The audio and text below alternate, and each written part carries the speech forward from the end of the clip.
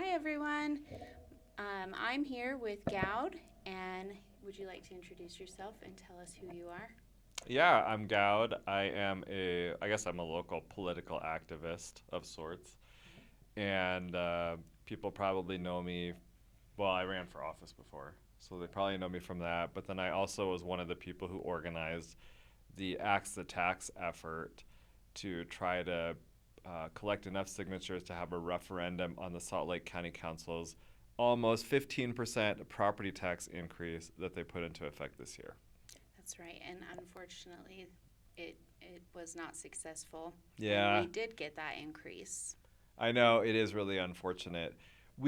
I will say though, it was not a total fail. Hmm. I think we got about 20 to 25,000 signatures, which is good, which is good. It was a completely volunteer effort, but it had an impact politically because there's a couple people that decided, well, is it a couple? There's two people who decided not to run for reelection. Hmm. Sheldon Stewart and Amy Winder Newton. Both Yeah. of them voted for the property tax increase, and I think they understood after they saw the signatures we gathered that they would not be able to win re-election on the Republican side. And then Lori Stringham actually got defeated at the Republican convention. Yes, she did. Yeah, and I think it was a well-deserved defeat. So, Lori Stringham, now that she has been defeated, I saw that she went to Maui. Do you think that's fair? No, not at A waste of our all. money?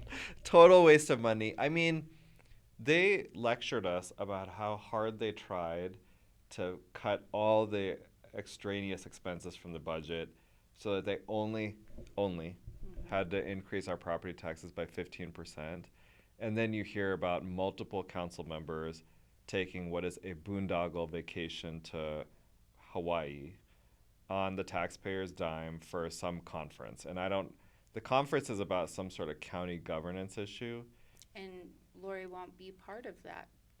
Right, exactly. So, So it's a total boondoggle for her. yeah, Just a free last trip for her to charge us so that she can go and enjoy herself on the beaches of Hawaii. So yeah, that's lovely. They are all also asking for salary increases, I massive heard. salary increases, Yeah. 2 to 3 times what they already make.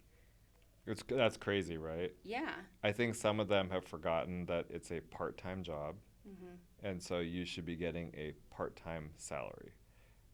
By the way, it also comes with benefits. So Yeah. they get health insurance, which is a big, huge benefit. So it's not, I think they make about $70,000 a year for a part time job, but plus they're getting health insurance. That's thousands of dollars a Yeah. year in a benefit, and it's very cheap for them compared to what they would pay if they had to go on the Obamacare markets.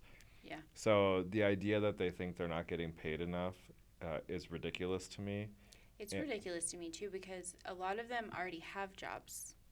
yep, yep, This is just extra for them, yeah, extra income, anyways. right. And what they'll say is, oh, we have to do all this extra work besides our once a week county council meetings. But you voluntarily signed up for that, and it is a privilege to serve the people. Hmm. You're not supposed to get rich off of it. It's Yeah. not supposed to. It's a part-time job, and you're supposed to go and get a full-time job on top of that. And if you don't want to do it, don't run. I mean, a lot of them have really good jobs too. I know. Like, I know. I talked to Carlos, and he's a lawyer, and he said he absolutely would not take a salary increase. And I also talked to Lori Stringham recently at an event, and she did say that she wouldn't support it, but she's also not going to be there. So who's to say she can't be persuaded now to vote for them? Yeah. No, that's a great point. I will say I appreciate Carlos. He's the only one that voted against the 15% property tax increase, and he's shown Yes. that he's actually a conservative Yes. in a very, really, I think the only one on the council, which is unfortunate. And He sticks to his campaign promises very yeah, much too. in a way, people always say that they'll say we have to import all these people to do jobs Americans don't want to do. Hmm. I feel like Carlos shows maybe we have to import them to be conservatives because apparently we keep electing Republicans who just refuse to be conservative. Yeah, and I mean, Carlos is from Venezuela, which Yeah. is a very conservative country. Just that's how they are there. Yeah. No, and he's showing us how to be conservative in America. So I appreciate that guy. He's actually really the only one on that council that's been conservative and been consistent. And so we should thank him for that. Yeah, I agree. Suzanne also said she would not take an increase. Well, that's good. So, That's something on her part because she voted for that 15% property tax increase. yeah. And she goes around talking about how she's fiscally conservative, but I have trouble reconciling that with a vote for a 15% property tax increase. I'll just note that she's probably the highest earner on the council. Yeah, Because I believe she's a doctor, right? yeah, she's like a part-time anesthesiologist. Mm-hmm. When I was a kid, we had a friend who was an anesthesiologist. So this is in the 1990s, and at that point, she was part-time, and she made, I think she said $500,000 or $600,000 a year. I would guess that they make $1 million a year now. Yeah. So obviously, she doesn't need the money. Yeah. I mean, I would hope not making that kind of money, right? How would we do anything to prevent them from getting salary increases? Where do we go from here? I think people have to be vigilant. I really do appreciate that there's a lot of, I've noticed, there's a lot of women who are showing up to those meetings every single week, and they're watching the county council like hawks. I don't know if you're one of them, but I know Judy does it. I watch on the Oh, WebEx. well, hey, that's something. Yeah. But I know that there's like 3 or 4 women. They're there every week. They're watching them like hawks. One of them wears sunglasses. I know that one because she gets featured in videos a lot from the county council meetings, and they're pretty entertaining. But I would say to people, we have to be vigilant and watch them like hawks. And so if they're proposing salary increases, we need to speak up and make it clear that we will vote out anybody who votes for them. And then we got to stick to it. How do you think just the regular person at home can do something to help? Yeah, get involved.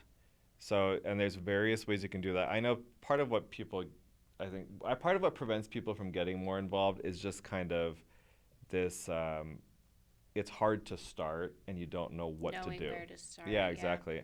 And so I would just tell people, even sending an email to council members telling them you oppose it is a huge thing because they don't get a ton of emails. And so when they receive them, they do respond to that. Social media is helpful. You can get out there and speak about the being opposed to this and get the word out so other people also send emails and express themselves to the elected officials. Show up to the meetings. I know that it's not the most fun thing in the world, but at least if you go to the meetings that are critical and you make public comment, they do listen to that. Sometimes meetings are fun if you like to watch. If you like to watch political drama at all, it's a little fun. Yeah, I should. Yeah, I mean, I actually enjoy stuff like that, but sometimes I think I'm weird, and maybe you're weird too. Yeah, I think so. I enjoy political debate. I think it's fun. Yeah, and there's like at those county council meetings, there is some good drama, and it's the two. And look, I'm a conservative, but I'm happy to work with anyone on issues where we agree.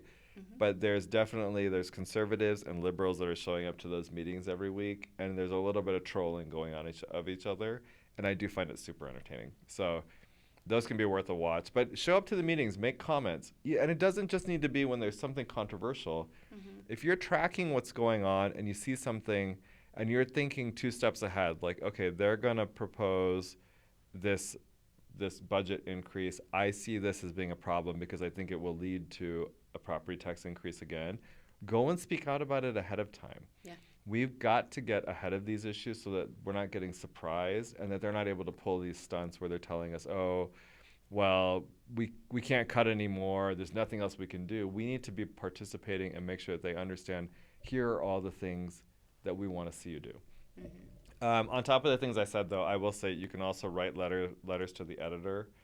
Those are helpful to get the word out to people that read newspapers and aren't necessarily online as much. And reach out to other activists that are also working on these issues. So I assume like you probably have people reach out to you. Yep, I know. I do. Yeah, Every and that's day. yeah, and that's fantastic because I think like it's good to have people that are kind of leading the charge.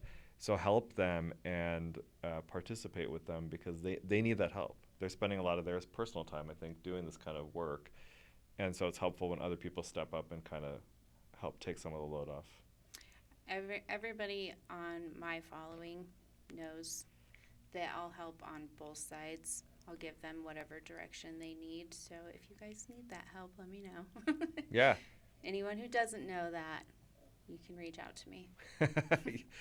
Yeah, and I think generally that's what you find, right? Is that um, I think sometimes on the public side, people think that even if you're of opposite political viewpoints, you will never work together. Mm-hmm. But I have found that on issues where people agree, they're generally willing to put aside those issues where we disagree and focus on the ones where we agree. I'm seeing this a lot right now with the data center in Box Elder County.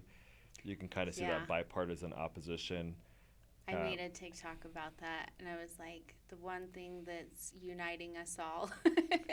Yeah. Because it is. It's definitely bipartisan. People are worried, I would say.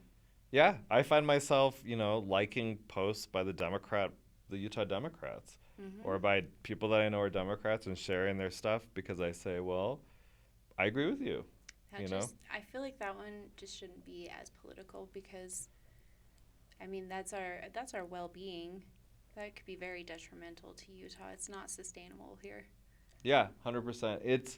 And I think you can see that, right? It's something like 70-80% of people generally are opposed to these data centers going in. That's not a partisan issue. That is Yeah. across the board. People don't want it. I think Utah specifically just because we have the water problem. Yes.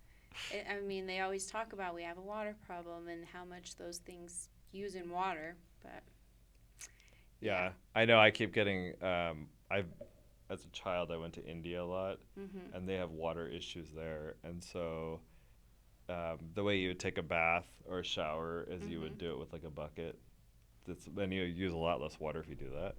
I keep thinking to myself, man, like we have all these water issues. How long until they tell us we can't take a shower? Yeah. But the data center needs water. What if that's what it comes to, guys? Right? You gotta take a bath every day. Mm-hmm. And I'm just gonna tell you, a bath is not as satisfying as a nice hot shower. So You know, when I was a kid, I'll share a tiny little thing about me. I was very poor, and we all had to share. So, like, each kid would share the bath water. You don't drain it until everyone has used it. really? Yeah. Oh wow, okay. Yeah, it's pretty gross. So you understand it here. Yeah. Yeah, okay. Yeah, that's just how poor little farm kids grew up, okay? So, anyways, is there anything else you want to add that can people follow you? Where can they find you? Yeah, I'm the most active on X. So On if you go to it's at Goud, the number Goud, Goud, the number 4 Utah. Okay. That's my handle. And then also every Monday I do a show called the Goud Crowd. Mm-hmm. And you can find that on my X handle. It'll go live, and then also at kmmu.org or Utah Main Street Media on YouTube and Rumble. Awesome. So, and hopefully I'll have you on Monday, Sure. and we can talk more about the county council and some of the issues that we're having over there. Yeah, absolutely. I would love to. Okay, cool. All right. Thanks, guys. Bye. Yeah, thanks.